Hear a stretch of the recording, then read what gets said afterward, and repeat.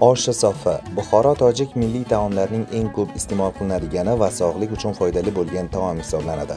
Buxoro viloyatiga xos bo'lgan sofi oshi milliy taom rasman geografik ko'rsatkich sifatida davlat ro'yxatidan o'tkazilgan bo'lib, bu esa taomning nafaqat nomini, balki uning asrlar davomida shakllangan an'anaviy tayyorlash usulini ham huquqiy jihatdan himoya qiladi.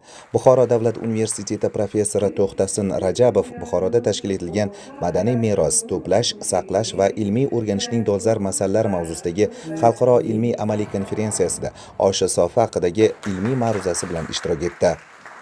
Avvalambor yoshlarimizga buni pishirish madaniyatini o'rgatish kerak. Uni retseptlari qanday pishiriladi? U boshqa oshdan nima uchun farq qiladi?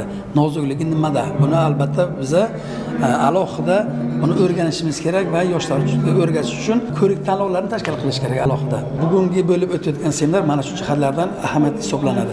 Konferensiyada 110 nafarga yaqin mahalliy va xorijiy ilm-fan namoyandalari moddiy va nomoddiy madaniy merosni asrash, saqlash, ilmiy o'rganish va kelajak avlodga yetkazish masalalari yuzasidan o'zaro fikr almashdilar.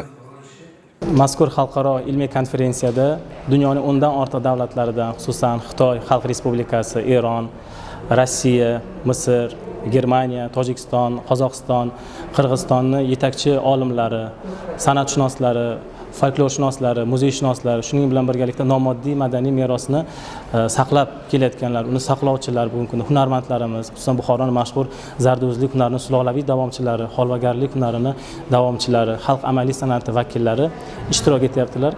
Anjuman davomida moddiy va nomoddiy madaniy merosni to'plash, saqlash va ilmiy o'rganishning dolzarb masalalari, muzey fondlari, xalq og'zaki ijodi, hunarmandchilik, marosimlar, shashmaqom, tarixiy madaniy merosni asrash hamda zamonaviy ilmiy yondashuvlarga bag'ishlangan ma'ruzalar va ilmiy muhokamalar tashkil etildi.